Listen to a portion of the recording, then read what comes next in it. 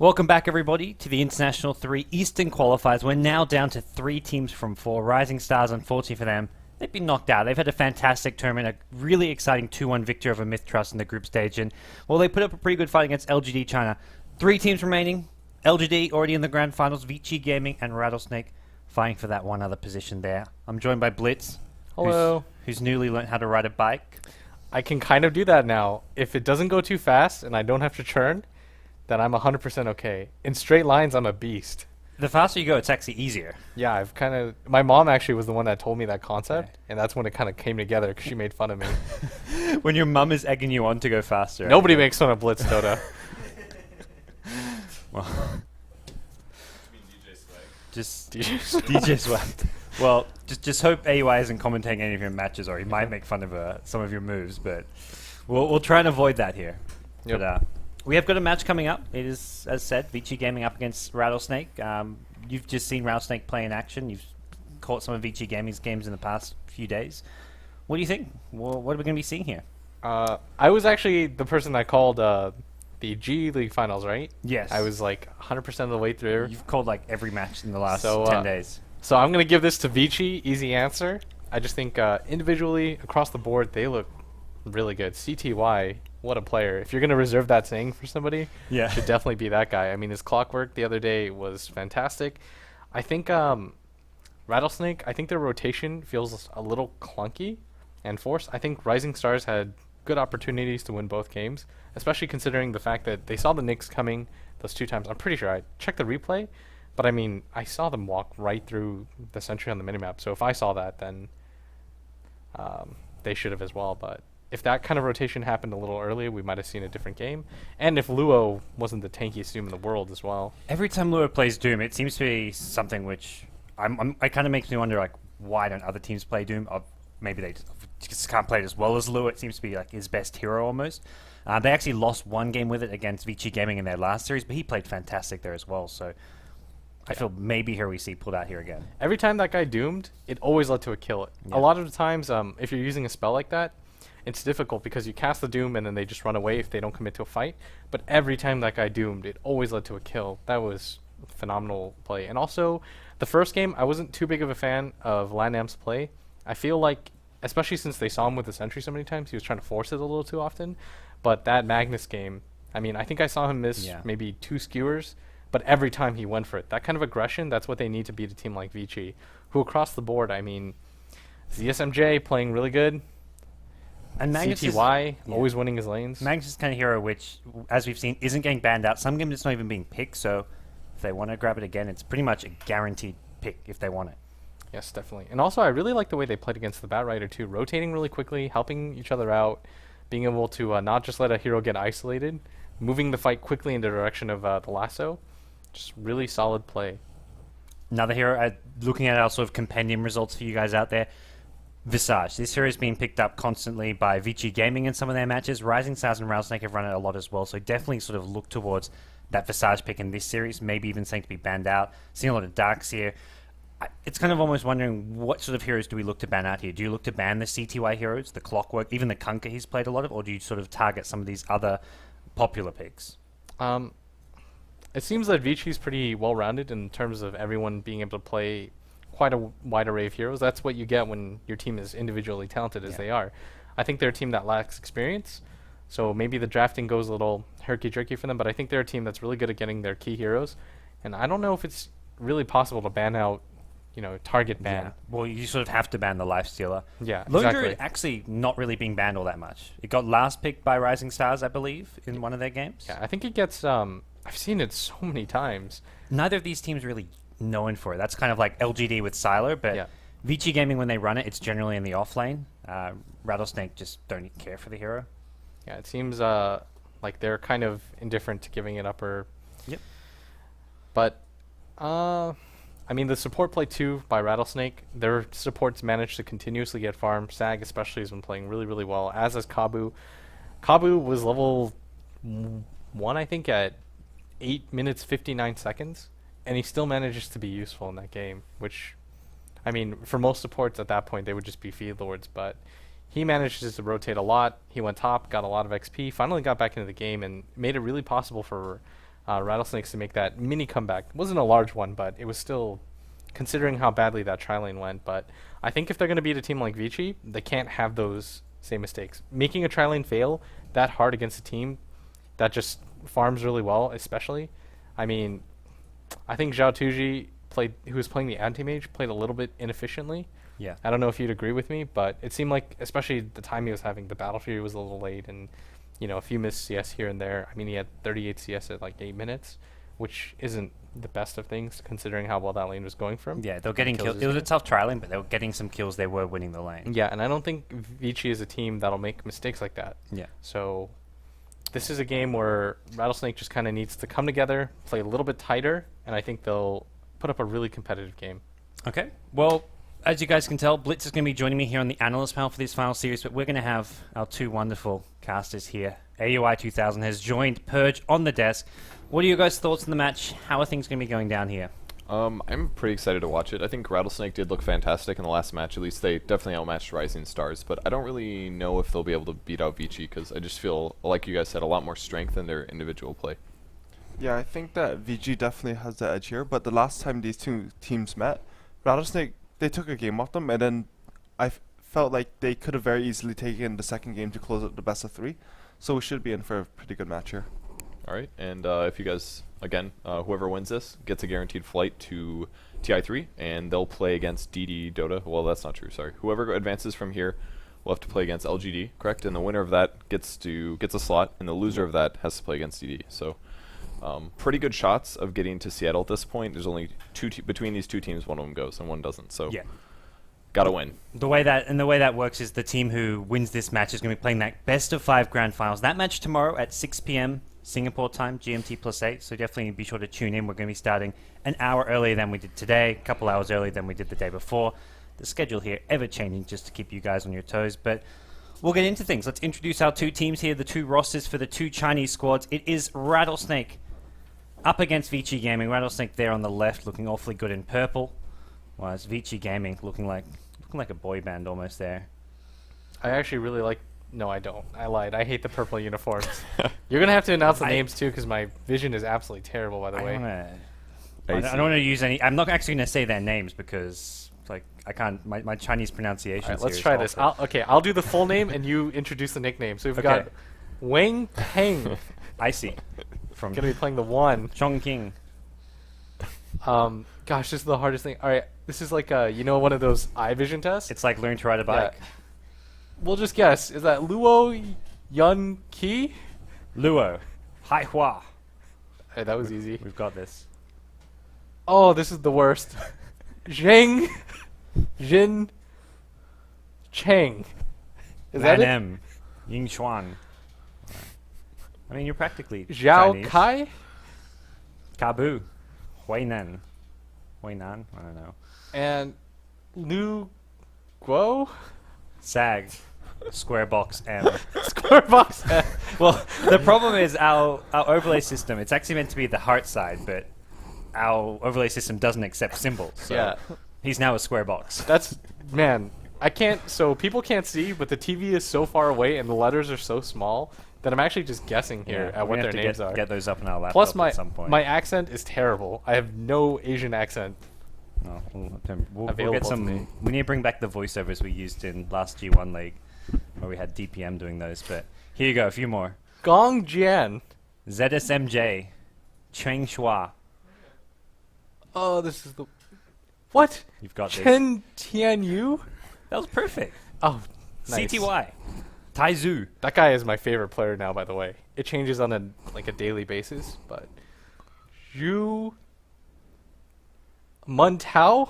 That's an X. X. That's an X? Zhun Tao? XTT. All right. Zhu... Lai Men? Lin Sen. Lin Sen? Is that it? FY. Woohoo. It's a good song. And Woohoo. Lu Chao. That one was easy. Fenrir, Shanghai. Who's got 2 X's to start their names? That's intentionally just trying to confuse me and throw me off. Well, we've But just completed one of the most awkward Beyond the Summit segments. we should never do that again. I We'll know have it, like a cheat sheet next time. I know it sounded like terribly mean by me. I didn't mean No. to butcher their names and all that jazz. But all right, so there's your hexagon that we spend all this money for. Yep. Player skill, that's kind of where it's at with Vici Gaming. I feel their team fight is pretty solid. They have really, I mean, they've shown just the ability to sort of just get things together in the mid game and just take these big team fights when needed. And the way ZSMJ plays a carry is that he's not that. He's known for his Medusa Draw Ranger from 2-3 years ago, where he just farms and farms and farms, but he's not that kind of carry anymore. He sort of plays more of these sort of frontline brawler heroes. He'll play the Gyrocopter, go for a fast BKB, be in the front lines. He'll even go heroes like Lifesteal, although Lifesteal are always getting banned out nowadays. I don't feel like he's that huge late game rice farming carry like someone like Black is. Yeah, I think that team fight description, a 6 is a little low, especially since those guys, I mean, they strike early. CTY especially, he makes the plays early. He forces the fights. He always starts them on pretty favorable grounds. And then I think from there, ZSMJ, I know you say ZS, but I'm going to continue to say ZSMJ. I mean, he can beat you both ways, right? Like you said, he can force fights, but he's also one of the most renowned farmers in the world. Yep. It's difficult to play against a player like that. Well, you predicted Vici Gaming to take the series. Yes. Purge, AOI, what are your thoughts if you had to put money on the line? Vici, I would definitely bet money on. I don't necessarily know if they would get a 2-0, but I think there's a chance. They looked really strong the last couple days. Yeah, I think they have the best shot. I would say VG 2-1 over Rattlesnake, just because Rattlesnake put up a pretty good showing against them last time. Okay. No one else has faith in Rattlesnake. I have them as number 1 on my compendium, which I still stand by. You already owe me You're one boba, crazy. which I actually haven't redeemed yet. So don't do this to Do yourself, we David. double or nothing here? If Rattlesnake win this, we're clear. Okay, to clarify, Just he for owes, this best of 3. Yeah, he owes Merlini a boba. and then I owe him 2 bobas now. he goes. They go get boba, and Gods doesn't have money for it. So then Merlini has to buy it anyways. So I don't. Well, we did. Don't do me We like did that rock, this time. rock, paper, scissors for it. rock, paper. Rock, paper, scissors. Let's. We're all looking at Kurt right now, really awkwardly. I don't think really- we can. we should never explain that joke, by the way. No. We'll just No. kind of keep that one to ourselves. I'll be- But LD's asleep, so we can actually. We don't have to be polite. we can do whatever we want. It's At we're least kid without- and play. Yeah. No, yeah, Ben, he won a bet, and I owed him boba, but I didn't have cash. Didn't so. come through, man. That was the real screw over, you know. That's why he's You no had a longer. plan. That's why he's no longer here, because I don't want to actually buy him boba. The wedding is a front. I have been really excited lately, by the way, watching all these games. Really high level Dota. I mean, I beforehand didn't really watch a lot of Dota, but I've been. Bye, Kurt. Kurt just straight up walks through it. You're the tallest guy. You can't do that. You can always tell like the professional players who like just don't have good spatial awareness of what's going on, never been on camera. Yeah, that's why you guys got me, because I'm short, so I don't even have to duck it. I can just kind of walk straight So through. lonely right now. Are you? Yeah. He needs you, Will. This is what the separation anxiety gets you. The Can't Romeo handle and it. Juliet. 10 feet. This is like the clowniest thing in the world. We should really. The games need to start now. Yeah. 'Cause it's getting progressively weirder. All the players are in the lobby. We're going to go to a quick break. When we come back, we'll be live. During our break, Will and Kevin are going to get some much needed together time. Stay tuned.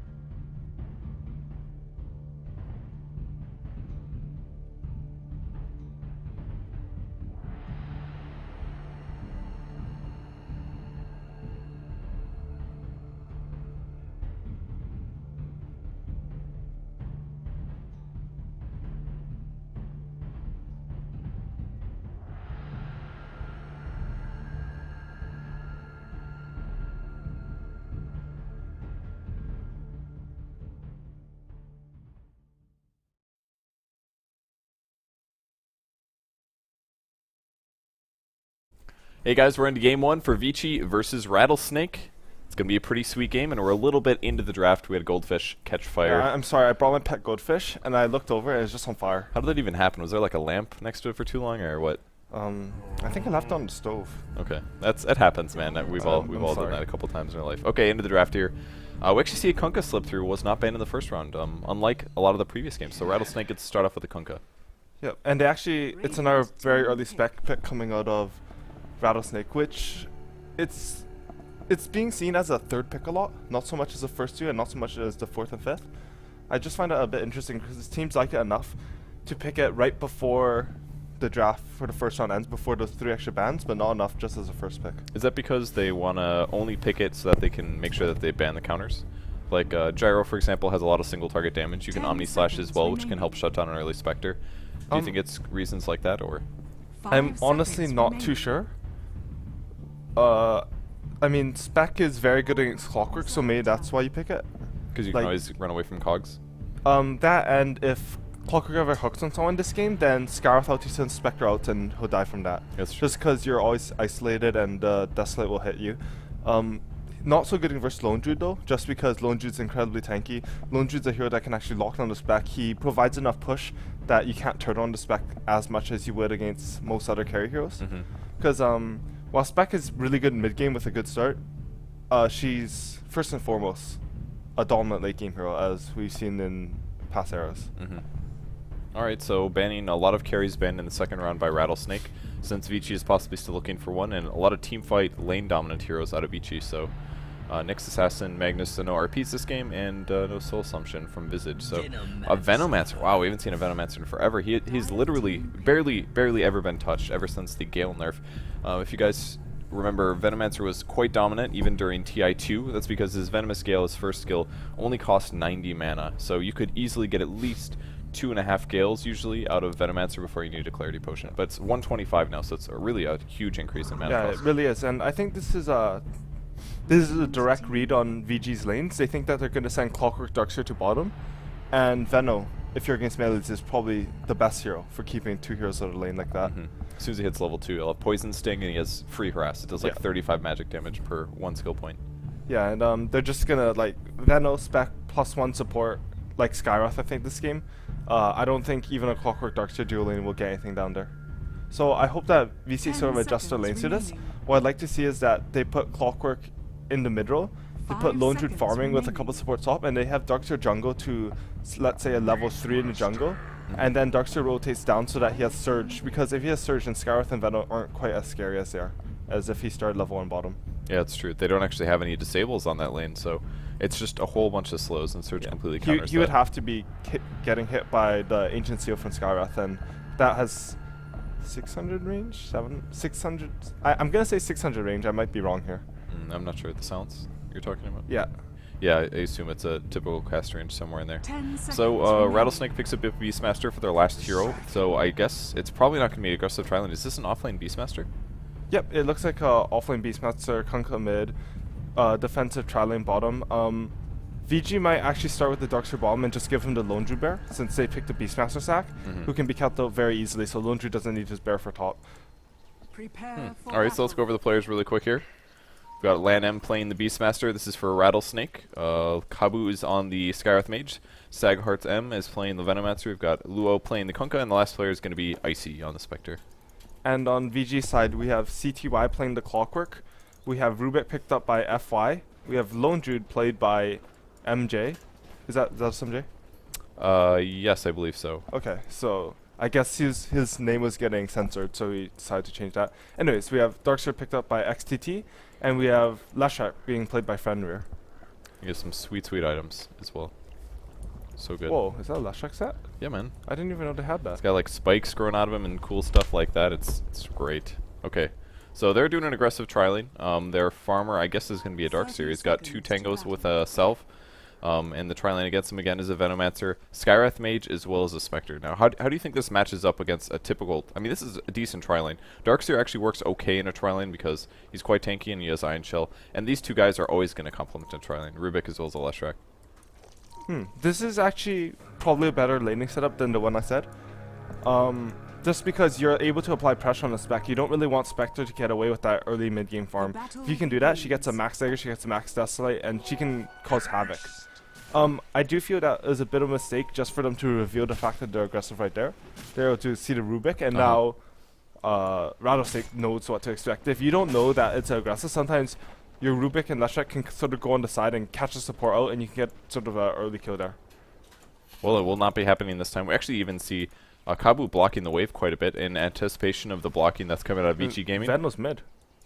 And wow, he actually did show up there. There's going to be a Gale, almost a Torrent. Torrent's going to whiff, though. That actually costs a lot of mana from Luo. He also got Cog Drain, so he's actually out of mana for quite a bit. And Venno doesn't have a clarity for another Gale. Wow. Are they just sacking bottom and trying to shut down the Kunkka?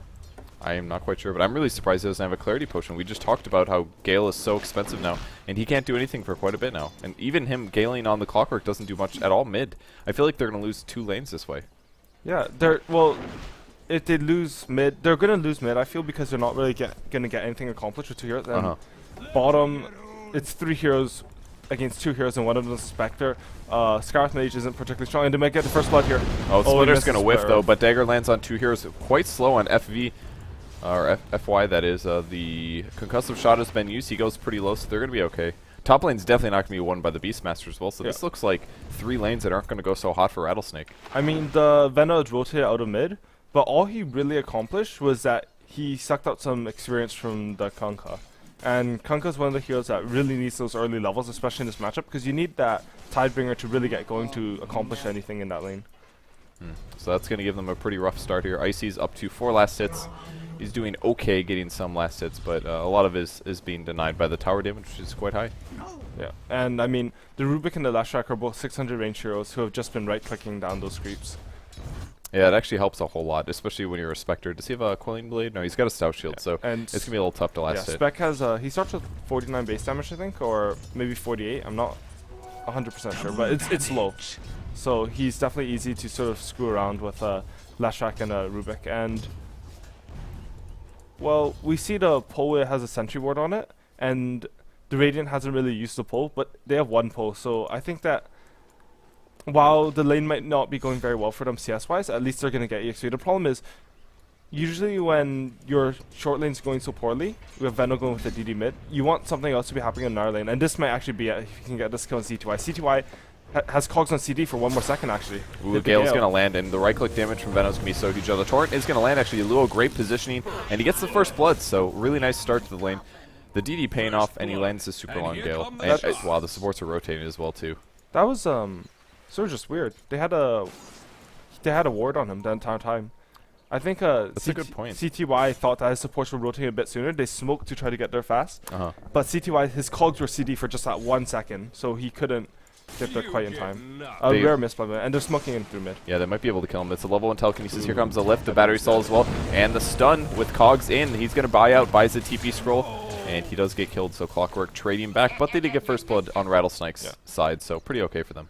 I mean, at the very least, when your mid lane gets ganked, you need something to happen to help him. Maybe not in that matchup, since CTY is quite dominant. We've seen him in sub